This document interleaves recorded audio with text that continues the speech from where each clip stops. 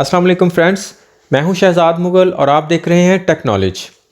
Friends, घर की सफाई जितनी भी डीपली क्यों ना कर ली जाए, एक चीज़ फिर भी रह जाती है और वो है बिजली का बोर्ड। क्योंकि हम उसे गीले कपड़े से साफ़ नहीं कर सकते, तो खुश कपड़े से तो उसकी डस्ट वगैरह क्लीन हो जाती है, लेकिन उसके ऊपर लगी हुई चिकनाई या दाग वगैरह खुश कपड़े से साफ़ नहीं होते। उसके लिए गीला कपड़ा और साथ में कोई सोप वगैरह यूज़ करें तो वो साफ़ हो सकते हैं, लेकिन बोर्ड में बिजली की वजह से ये अमल ख़तरनाक हो सकता है।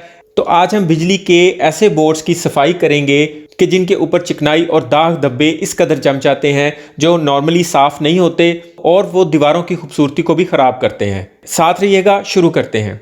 तो फ्रेंड्स, सबसे पहले हम इस तरह के बोर्ड में जहां उनके स्विच लगते हैं उन सॉकेट्स को उनके ऊपर वाली तरफ से माइनर सा किसी कपड़े से थोड़ा सा साफ कर लेंगे ताकि इसके ऊपर से इसकी मट्टी उतर जाए, और फिर हम इनके ऊपर टेप लगा देंगे। टेप वाला काम नहीं करना चाहते तो फिर आप मेन बोर्ड से बिजली को ऑफ कर लें, लेकिन किसी गीले कपड़े से या किसी भी किस्म के लिक्विड से हम इस बोर्ड को फिर भी साफ नहीं करेंगे। इस तरह पानी की नमी स्विचेस के अंदर चली जाएगी, तो जब भी लाइट आएगी तब वो एक तो शॉर्ट सर्किट करेगी, दूसरा शॉक लगने का बायस बनेगी। तो इस तरह के बोर्ड्स को साफ करने के लिए बड़ी ज़बरदस्त सी टिप है। इस शेविंग फोम से तो आप वाकिफ ही होंगे। हम इस बोर्ड को साफ करने के लिए शेविंग फोम यूज़ करेंगे, क्योंकि शेविंग फोम एक दफ़ा जिस जगह पे लग जाता है ये उस जगह को गीला नहीं करता, बल्कि कुछ देर के बाद ये वहां पे ड्राई होना शुरू हो जाता है। इसलिए हम इस बोर्ड को भी साफ करने के लिए इस फोम का ही यूज़ करेंगे और ये बड़े अच्छे से इस जगह पे काम करेगा। तो फ्रेंड्स, हम थोड़ा सा शेविंग फोम किसी प्याली या किसी बाउल में ले लेंगे और फिर उसे किसी टीथ ब्रश की मदद से इस सारे बोर्ड के ऊपर इस तरह लगा देंगे। ना तो हमारा ब्रश गीला होगा, ना ही हमारे हाथ गीले होंगे। और मेन बोर्ड से अगर बिजली को ऑफ नहीं किया हुआ तो आप एहतियात के तौर पे जूता लाजमी पहने। हम इस फोम को इस पूरे बोर्ड के ऊपर अप्लाई कर देंगे। आपने इस चीज़ की बिल्कुल भी टेंशन नहीं लेनी कि इन स्विचेस के अंदर किसी भी किस्म की कोई नमी चली जाएगी या आपको शॉक लगने का इशू हो जाएगा। इस फोम से ऐसा कुछ भी नहीं होगा।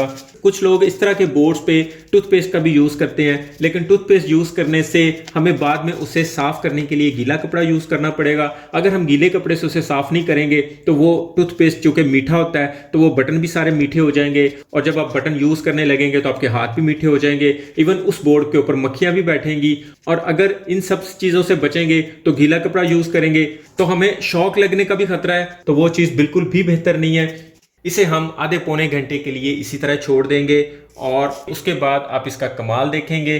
बिजली होने के बावजूद इस बोर्ड में बिल्कुल भी किसी किस्म का कोई शॉर्ट सर्किट नहीं है। ड्राई ब्रश के साथ हमने इसके ऊपर सारा अप्लाई कर दिया है। तब तक हम अपने दूसरे बोर्ड्स के ऊपर यही अमल कर लेते हैं।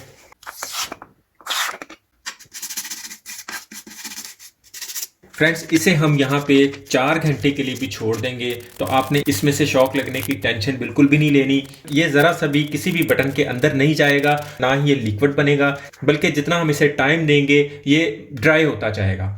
आधे घंटे के बाद इस ब्रश को गीला किए बगैर हम उसी ब्रश से इस फोम को इसके ऊपर अच्छे से रगड़ना शुरू कर देंगे, और जहाँ जहाँ पे भी इसकी मैल और दाग होंगे काफ़ी हद तक तो गल गए होंगे।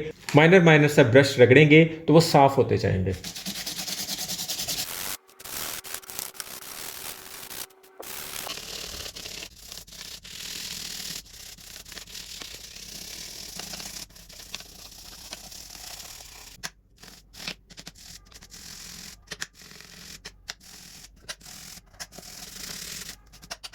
तो फ्रेंड्स, इतना काम करने के बाद हम एक अदद बिल्कुल खुश्क कपड़ा लेंगे। सिंपली इसके ऊपर इस तरह स्वैप करते जाएंगे, कपड़े की साइड चेंज करते जाएंगे और ये साफ़ होता जाएगा। और एक अदद दूसरा ब्रश लेंगे जो बिल्कुल ड्राई होगा, जिसके ऊपर कुछ भी नहीं लगा होगा, उससे भी हम इसकी सफाई कर देंगे ताकि जिस जगह पे हमारा कपड़ा नहीं जा सकता उस जगह से भी ये अच्छे से साफ़ हो जाए। और अगर कहीं पे थोड़ी बहुत ये शेविंग फोम रह भी जाए तो फिक्र नहीं करनी, ये कुछ देर में ड्राई होके यहाँ से ख़त्म हो जाएगी। पहले इन बटन्स की इस तरह की कंडीशन थी, जिस जगह पे हमने टेप लगाई थी वो वैसे की वैसे निकल आई है। बाकी आप देख सकते हैं कि बटन किस तरह साफ शफाफ निकल आए हैं। अब इनकी सफाई के लिए हम थोड़ा सा फोम इस तरह कपड़े पे लेके तो उसकी दूसरी साइड से, यानी इस साइड पे हम फोम हमने रखी है तो हम इसकी दूसरी साइड से इस जगह से हम इसे साफ करेंगे।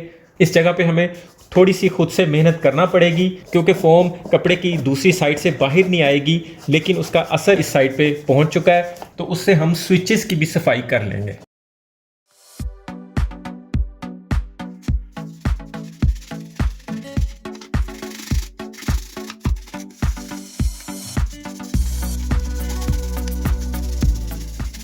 फ्रेंड्स, हमें सिर्फ इन सॉकेट्स को साफ करते वक्त थोड़ा एहतियात से काम लेना है। या तो मेन बोर्ड से बिजली को बंद कर दें, या जब बिजली गई हो तब ये काम कर लें।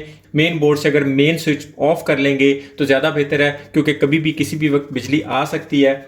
तो फ्रेंड्स, आप देख सकते हैं हमने पानी के बगैर ज़रा सी मेहनत करके अपने बोर्ड्स को किस तरह नीट एंड क्लीन कर लिया है। इनके ऊपर से सारी चिकनाई और दाग धब्बे उतर गए हैं और ये देखने में भी बहुत अच्छे लग रहे हैं। एहतियात के तौर पे इन्हें साफ करने के बाद ज़्यादा बेहतर है कि हम इन्हें आधा घंटे के लिए यूज़ ना करें, उसके बाद हम जैसे चाहें इन्हें यूज़ कर सकते हैं। उम्मीद है आज की वीडियो भी आपको बहुत अच्छी लगी होगी।